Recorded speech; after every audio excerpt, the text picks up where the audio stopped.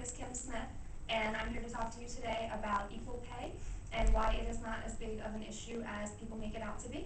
And this is my audience.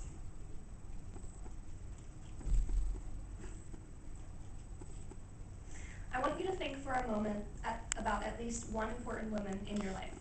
Females, feel free to consider yourself in this instance. Men, think about your mother, sister, significant other. Anyone that you truly care about will suffice for this exercise. Now imagine that this person, in the year 2015, was denied the right to vote, was not allowed to own property, and was banned from obtaining employment. In this day and age, it's unfathomable that anybody would be deprived of such basic civil liberties. Through the enactment of numerous laws and constitutional amendments, America has long since evolved from the days of such widespread discrimination. Bearing in mind our country's significant progress over the past century and a half, we can reasonably believe that such a civilized society would still allow any blatantly unfair treatment of a class that our government has sought to protect. Feminist groups such as the National Women's Law Center, as well as other organizations, including the American Civil Liberties Union, certainly want us to think so. These and other supporters of the equal pay movement have been working for years to prove that the Equal Pay Act of 1963 has not closed the wage gap the way it was intended to do. Despite their claims, evidence proves that in the 50 years since President Kennedy signed the bill, substantial progress has been made. In 1963, a woman working full-time year-round typically earned about 59 cents for every dollar that a man made.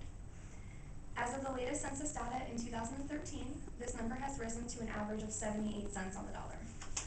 This graph right here just shows, since 1963, how the wage gap has been decreased.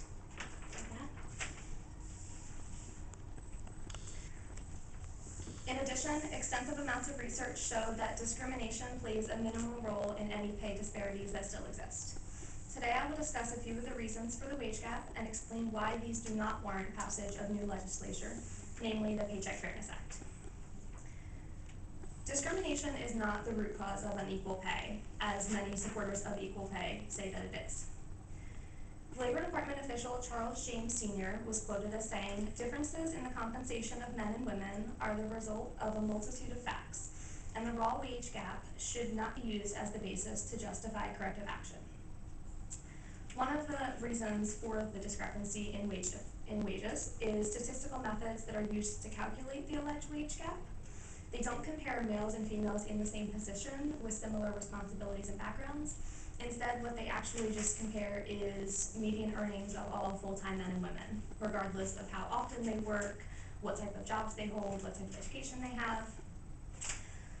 Most of the factors that affect the wage gap actually can be attributed to what people call women's choices, which are just personal life choices that women make different than men. The first of these being early on in their career with their education and the field of work that they choose. Women concentrate mainly in fields associated with lower earnings, such as education and psychology, while male students flock to what are known as the STEM subjects, science, technology, engineering, and mathematics, among others. In addition, once they are employed, men often take jobs that require physical labor, outdoor work, and/or dangerous conditions, while women are much less likely to take these dangerous but well-paying jobs. Some of these examples include construction and jobs like that. Women instead opt for low-risk industries such as teaching and social services. Once they begin working, another factor that affects pay is hours spent on the job. A 2011 survey conducted by the Department of Labor shows that men who work full-time put in about 5% more at work each day than full-time working women. Over the course of the week, this obviously adds up and affects wages. One of the biggest reasons that women earn less than men is family obligations. Women are more likely than men to leave the workforce, either temporarily or permanently, to care for children and/or aging parents. As a result, men accumulate more continuous work experience that later leads to raises, promotions, etc. According to a 2009 Pew survey, 62% of all working mothers would choose to work part-time, while only 21% of all working men would prefer this option. There's also something known as the mommy penalty.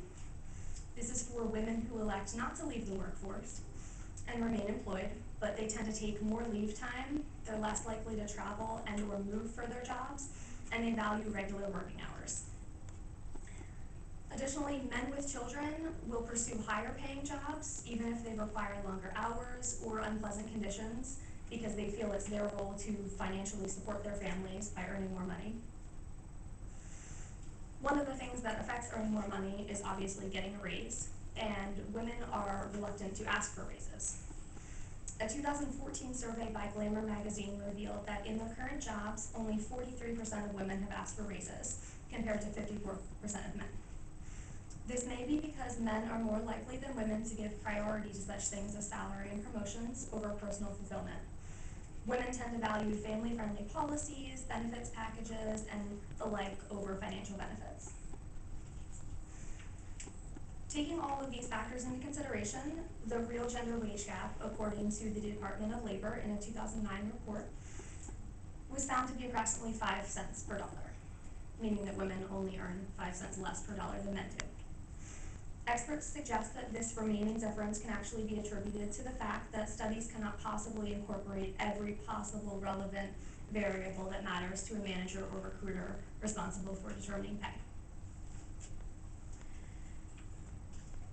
All of these factors show the differences in pay between women and men, yet supporters of equal pay still argue that there is a need for additional legislation that will correct this. So what they have proposed is the Paycheck Fairness Act. It's a bill that was originally introduced in the Senate in 2013 and is intended to close the loopholes that they allege are left by the Equal Pay Act. The Paycheck Fairness Act incorporates five remedies that prohibit against sex discrimination. The first one will limit employers in their defense of wage discrimination claims. Basically, now they'll have to prove that the factor that was used in determining pay is job-related and consistent with business necessity. Any defense that doesn't apply to this standard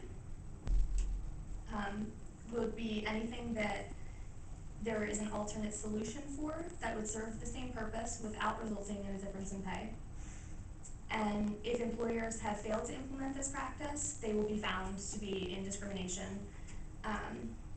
The second remedy in the Paycheck Fairness Act prohibits retaliation on the part of the employer against any employee who files a complaint or discusses or discloses their salary information with other employees. Currently, employers do have the right to sue for anyone who discusses their salary information. And anyone who files a complaint, they obviously can take action against that as well. Another remedy of the Paycheck Fairness Act is that it strengthens the available legal remedies that are granted if discrimination is found to exist. Under this act, plaintiffs who can prove that they were discriminated against are entitled to back pay, along with interest, attorney's fees, and punitive damages. In addition, employers would be faced with monetary penalties and possibly even jail time if the discrimination was found to be intentional. Another aspect of the legal situation with this would be that it would allow for class action lawsuits in which individuals may be joined as party plaintiffs without their written consent. This basically just means that workers will no longer have to opt in to suits. They'll automatically be included simply because they're women who work for a firm that's being sued. Additionally, the Paycheck Fairness Act would require reporting of pay information data regarding the sex, race, and national origin of employees to the Equal Employment Opportunity Commission. The Commission would then use this information in the enforcement of federal laws prohibiting pay discrimination.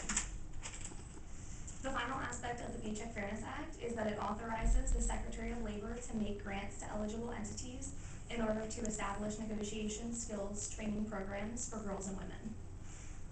This provision sounds great, but the problem is that it excludes men, which basically just leads back to discrimination. And it seemingly benefits supporters of the bill, who they determine to be the eligible entities. There are other negative consequences of the Paycheck Fairness Act as well. It first and foremost makes it easier for employees to sue, resulting in greater potential litigation costs for employers.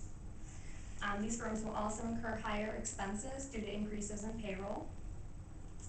and required reporting to the federal agencies would result in costly new paperwork burdens. Employers will also find it much more difficult to defend themselves against discrimination allegations.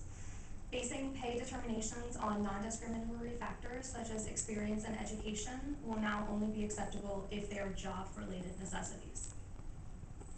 Additionally, there is a negative consequence for employees as well. With the establishment of equal pay, employees may face less workplace flexibility, which women enjoy, as I mentioned earlier, in terms of childcare, when they have to leave early, take additional time off, etc.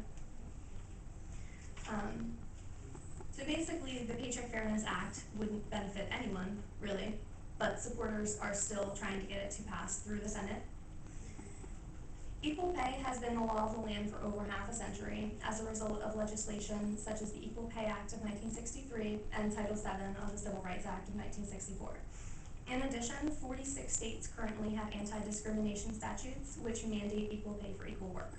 Yet lobbyists for equal pay still want additional government intervention to further remedy the problem. The proposed Paycheck Fairness Act seeks to curb gender-based pay discrimination, which, based on credible evidence, has virtually ceased to exist today. The majority of the 22% difference in pay between men and women can be explained by numerous factors, most notably the life choices women make related to their education, job choices, and family obligations. Statistical methods used to determine the wage gap also play a part. Illegal wage discrimination, that which is based solely on gender, unfortunately does exist on some level still. To pretend otherwise would be ignorant. However, the actions of the few should not determine our perceptions of the many. Whatever wrongdoings these companies are committing can adequately be handled through current legislation, rather than introducing new, potentially destructive statutes. Instead, we should focus our efforts on other, more important issues.